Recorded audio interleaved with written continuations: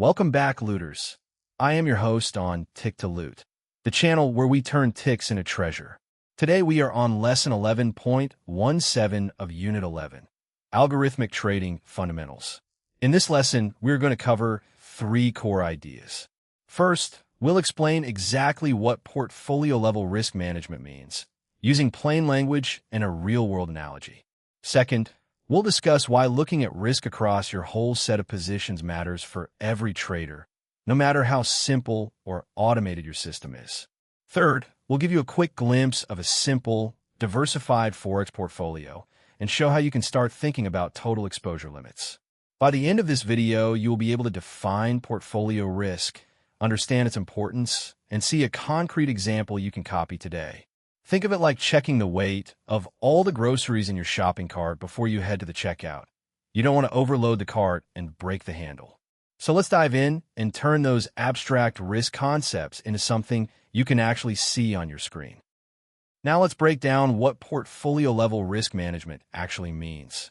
The word portfolio simply refers to the collection of all the positions you hold at any one time, just like a basket that contains several different fruits. In Forex, each fruit is a currency pair. For example, euro to US dollar, pound sterling to Japanese yen, or US dollar to Swiss franc. Risk management is the practice of deciding how much of your total trading capital you are willing to lose on any single bet. When we talk about portfolio-level risk, we step back from looking at each trade in isolation and instead ask, what is the total amount of money I could lose if every position moved against me at the same time? Imagine you have a $10,000 trading account. You decide that the most you ever want to risk on your entire basket is 2% of that account, or $200. That $200 becomes your total exposure limit. To stay within that limit, you allocate a portion of the $200 to each currency pair based on how confident you are and how much each pair typically moves. For instance, you might assign $80 to euro to US dollar, $70 to pound sterling to Japanese yen, and $50 to US dollar to Swiss franc. These numbers become the maximum loss you can accept on each pair before you must either close the trade or add more capital. By adding up the individual limits, you always know you will never exceed the $200 overall ceiling, no matter how many trades you open. This simple bookkeeping step turns a chaotic set of positions into a controlled, manageable basket, just like making sure your grocery cart never exceeds the weight limit of the store's scales. Why does looking at risk across your whole portfolio matter? Think of a house of cards. One shaky card can bring the whole structure down if you're not careful about how each piece balances the others. In trading, each position is a card, and your total account equity is the floor. If you ignore the combined weight of all your cards, a single market move can topple everything. Let's use a concrete example. Suppose you have a $10,000 account and you decide to risk 5% on each trade instead of the safer 2%. You open 3 positions: euro to US dollar with a $500 risk, pound sterling to Japanese yen with $500 risk, and US dollar to Swiss franc with $500 risk. That's $1,500 total exposure, or 15% of your account. If the market suddenly moves against you on all 3 pairs, perhaps due to a surprise central bank announcement, you could lose the full $1,500 in a single day, dropping your account to $8,500. That 15% loss is far larger than most traders can comfortably recover from. It often leads to emotional decisions, larger position sizes, or even quitting altogether. By contrast, if you had capped your total exposure at 2%, $200, and allocated $80, $70, and $50 respectively, the worst-case scenario would only shave $200 off your balance, leaving you at $9,800, a manageable dip that you can recover from with disciplined trades. This demonstrates that portfolio-level risk management protects you from catastrophic loss, keeps your emotions in check, and gives you the breathing room to stay in the game longer. In short, managing risk at the portfolio level is the safety net that lets you trade confidently, knowing that no single market storm can wipe out your entire account. All right, looters, let's picture a simple real-world example of a diversified Forex portfolio. Think of your portfolio like a fruit basket. If you only put apples in there, a bad apple could ruin the whole basket. But if you mix apples, oranges, bananas, and grapes, one sour fruit won't spoil the rest. In trading, we do the same by spreading our money across different currency pairs. Imagine you have a $10,000 trading account. To keep things balanced, you decide to split that amount equally among 4 pairs. Euro to US dollar, pound sterling to Japanese yen, US dollar to Japanese yen, and Australian dollar to Canadian dollar.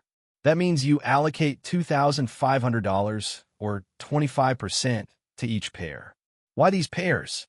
Euro to US dollar is the most liquid. Pound sterling to Japanese yen is a bit more volatile. US dollar to Japanese yen often moves with interest rate news, and Australian dollar to Canadian dollar gives you exposure to commodity-linked economies. By diversifying, you reduce the risk that a single bad trade wipes out a large chunk of your capital. If Euro to US dollar drops unexpectedly, the other 3 positions can help cushion the blow. It's also easier to manage risk because each position is a known slice of your overall basket. Remember, diversification doesn't guarantee profit, but it does lower the chance that one unlucky trade will ruin your entire account.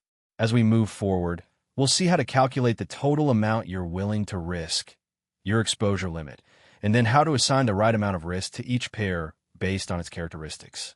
Stay with me, and you'll see how a simple, balanced basket can keep your trading journey smoother and more sustainable.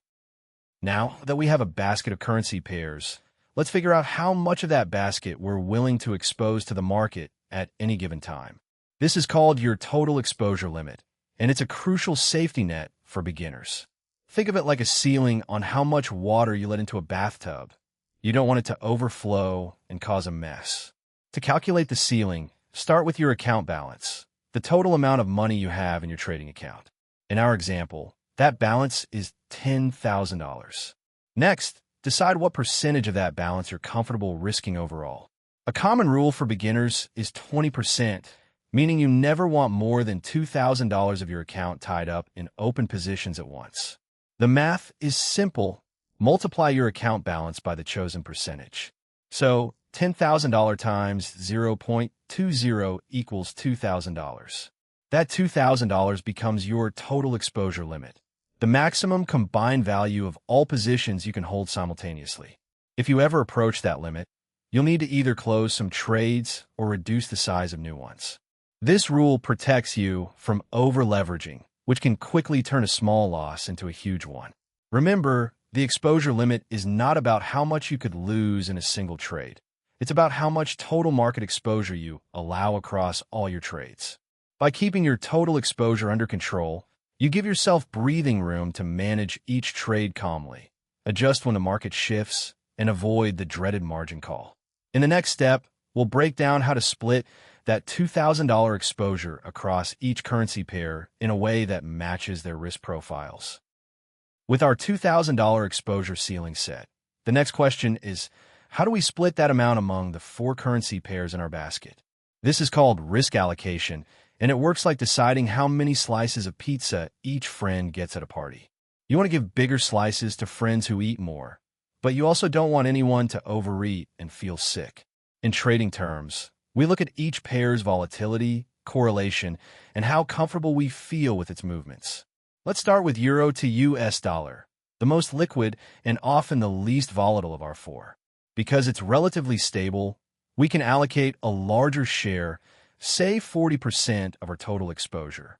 That translates to $800, 0.40 times $2,000. Next, pound sterling to Japanese yen tends to be more volatile, meaning price swings can be bigger. To keep risk in check, we give it a slightly smaller share, 30% or $600. US dollar to Japanese yen usually moves with interest rate news and is moderately volatile, so we allocate 20% or $400.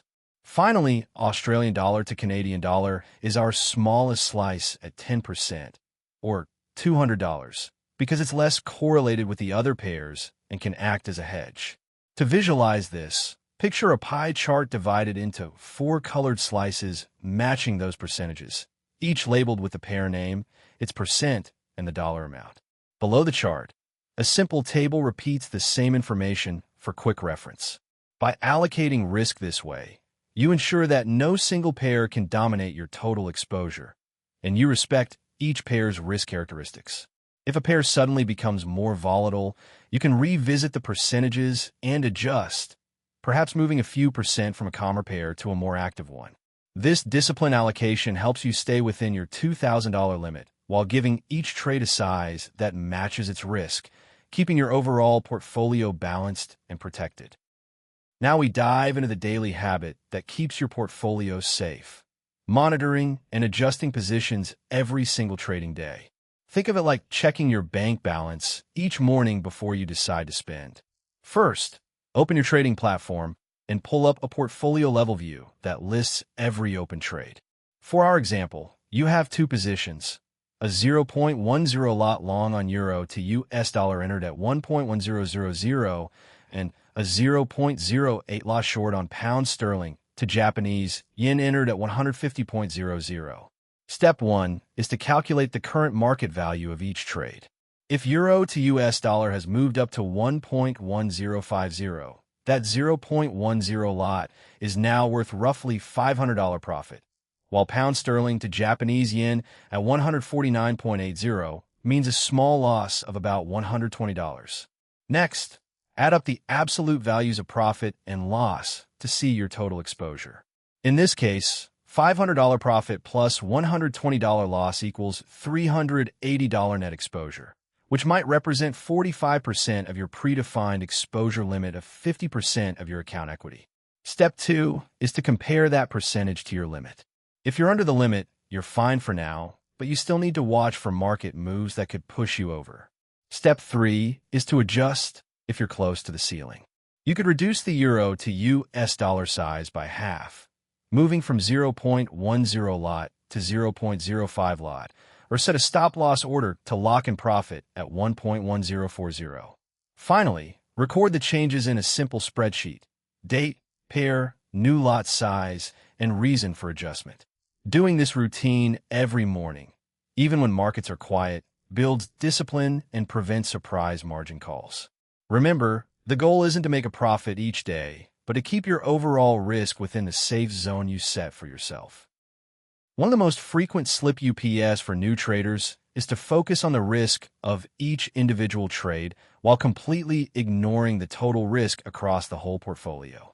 Imagine you're planning a road trip, and you only check how much fuel each car in your convoy needs, but you never look at the total amount of fuel you have in the tank.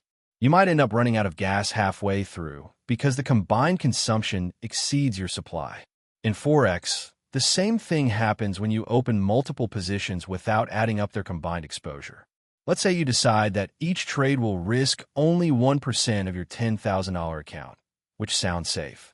You open a euro to US dollar trade risking $100, then a pound sterling to Japanese yen trade also risking $100, and finally a US dollar to Japanese yen trade with the same $100 risk. Individually, each trade follows the rule, but together you have $300 at risk, which is 3% of your account. If you keep adding trades, the total exposure can quickly climb to 10, 15, or even 30%, far beyond what you intended. Beginners often miss this because the platform shows risk per trade, not the sum. They also forget that some currency pairs move together, so losses can add up faster than expected. Ignoring overall exposure means you are effectively betting more of your capital than you think, leaving you vulnerable to large drawdowns or even a margin call if the market moves against you on several fronts at once. The key takeaway is to treat your portfolio like a single bank account. Always know the total amount you have put at risk, not just the slice you see on each individual trade. Now let's see exactly how the mistake of ignoring overall exposure hurts your trading results. Suppose you start with a $10,000 account and, following the per trade rule, you risk 1% on each position. You open 5 trades over the week, each risking $100, but you never add those risks together. On day 3, both euro to US dollar and pound sterling to Japanese yen move against you at the same time, each losing the full $100 you risked. Because the losses happen simultaneously, your account drops by $200, which is already 2% of your original balance. The next day, a surprise news event spikes Australian dollar to Canadian dollar, and you lose another $100 on that trade. At this point, you have lost $300 or 3%, but because you didn't track the total exposure, you kept opening new trades as if you were still only risking 1% per trade. By the end of the week, you have taken on a total exposure of 7% without realizing it, and the market's continued volatility wipes out $700, pulling your equity down to $7,300. This larger drawdown not only reduces the absolute amount of capital you have to work with, but it also shrinks the size of future positions if you keep the 1% rule, because 1% of a smaller account is less buying power. Moreover, a higher drawdown increases the psychological pressure, making it harder to stick to your plan and more likely that you'll chase losses. In extreme cases, an overexposed portfolio can trigger a margin call, where the broker forces you to close positions at a loss to protect their loan. The bottom line is that ignoring overall exposure turns a series of small, manageable risks into a big, uncontrolled gamble, eroding profits and increasing the chance of a catastrophic loss. Now that we understand what a portfolio-level risk limit is, let's see how it connects to the risk you take on each single trade. Think of your trading account like a grocery budget for the week. If you decide you can spend $200 on groceries, you wouldn't walk into the store and buy a $300 steak without checking the price first. In trading, the budget is your total exposure limit, the maximum amount of money you are comfortable having at risk across all open positions at any moment. Suppose you have a $10,000 account and you set a portfolio exposure limit of 20%. That means you never want more than $2,000 floating in the market where a price move could turn it into a loss. When you open a new trade, you must ask two questions. How much of that $2,000 am I willing to allocate to this trade? And does the sum of all my open trades stay under $2,000? If you decide each trade will risk 2% of your account, that's $200 per trade. You can open up to 10 trades, each risking $200, and you'll still be within the $2,000 limit. However, if you already have 5 trades, each risking $200, you have $1,000 at risk. Adding a 6th trade that risks $1,500 would push you over the limit, so you would either reduce the size of that trade or wait until another position closes. This linking of portfolio risk to individual trade risk keeps your overall exposure in check, just like a shopper checks each item's price against the weekly budget. By consistently applying this rule, you protect yourself from accidental overexposure and keep your trading plan disciplined. Let's bring the ideas to life with a concrete case study using 2 popular currency pairs, Euro to US dollar and Pound sterling to Japanese yen. Imagine you have a $5,000 trading account, and you decide that the most you ever want at risk across all trades is 15% of your account. 15% of $5,000 equals $750. So $750 becomes your portfolio exposure limit. Next, you allocate that limit between the 2 pairs based on how confident you feel. Suppose you give 60% of the risk budget to Euro to US dollar and the remaining 40% to Pound sterling to Japanese yen. 60% of $750 is $450 and 40% is $300. These are the dollar amounts you can afford to lose on each trade if the market moves against you. Now we calculate how many lots to buy. For Euro to US dollar, you plan to enter at 1.1000 and set a stop loss 50 pips away at 1.0950. 1 pip in a micro lot, 1,000 units, of Euro to US dollar is roughly 10 cents. To risk $450, you divide $450 by 50 pips times 10 cents per pip, which equals 90 micro lots or 0.09 standard lots. For Pound sterling to Japanese yen, you enter at 150.00 and place a stop loss 80 pips lower at 149.20. 1 pip in a micro lot of Pound sterling to Japanese yen is about 9 cents. The risk calculation is $300 divided by 80 pips times 9 cents is almost equal to 41.7 micro lots, or roughly 0.042 standard lots. On the chart, you'll see the entry price, the stop loss line, and a label showing the number of pips you're risking. The bottom table summarizes the allocation, pip value, and final position size. By following these steps, you keep each trade's risk within the portion of the $750 portfolio limit you assigned, ensuring the total exposure never exceeds the 15% rule. This disciplined approach protects your account while still allowing you to trade both pairs simultaneously. To make portfolio-level risk management a habit, let's break it down into a quick, daily checklist you can keep on your trading desk. First, decide on your total exposure limit. That's the maximum percentage of your account you'll ever have at risk. For a beginner, 10 to 20% of the account balance is a common range, so write down that number. For example, 15% of a $10,000 account equals $1,500. Second, allocate that risk across the currency pairs you plan to trade. You might split it 50-50 or give more weight to a pair you understand better. Just note the percentage for each pair. Third, before you click buy or sell, calculate the position size. Take the allocated risk amount, divide it by the product of your stop-loss distance in pips and the pip value for that pair. That gives you the number of micro lots to trade. Fourth, record the dollar risk of every open trade in a simple spreadsheet or notebook. This creates a clear picture of how much you have at stake right now. Fifth, at the end of each trading day, add up the risk amounts from all open positions. Compare the total to your original exposure limit. If the sum is equal to or lower than the limit, you're good to go. If it exceeds the limit, you must either reduce the size of some positions or close the most risky ones until you're back under the threshold. Finally, repeat this process daily. Markets move, and your open trades change, so a daily review keeps you aligned with your risk rules. By following this 6-step checklist, you turn abstract risk concepts into concrete actions, making it far less likely that you'll accidentally overexpose your portfolio. That is everything for Lesson 11.17, Portfolio-Level Risk Management. If this helped you, smash that like button and subscribe to Tick to Loot so you never miss a lesson. Drop a comment below. What was the most useful thing you learned today? See you in the next lesson, looters. Keep turning those ticks into treasure. In this final slide, we recap the key actions you should take every day to keep your Forex portfolio safe. First, remember the total exposure limit you calculated. Think of it as the maximum amount of money you're willing to have at risk across all currency pairs, like a safety net that never gets too thin. Second, check that each pair's individual risk allocation adds up correctly, ensuring no single trade can blow up your whole account.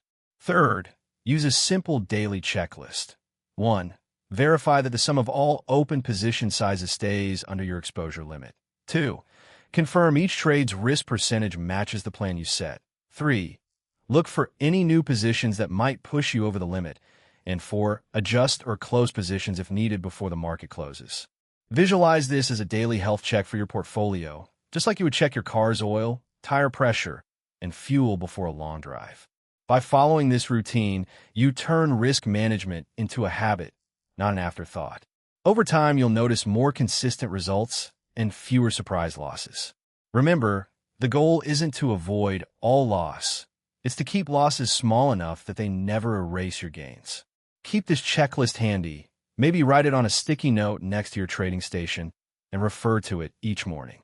That way, even as markets move, your overall risk stays under control, giving you the confidence to trade smarter and grow your account steadily. Thanks for watching, and as always, keep turning those ticks into treasure.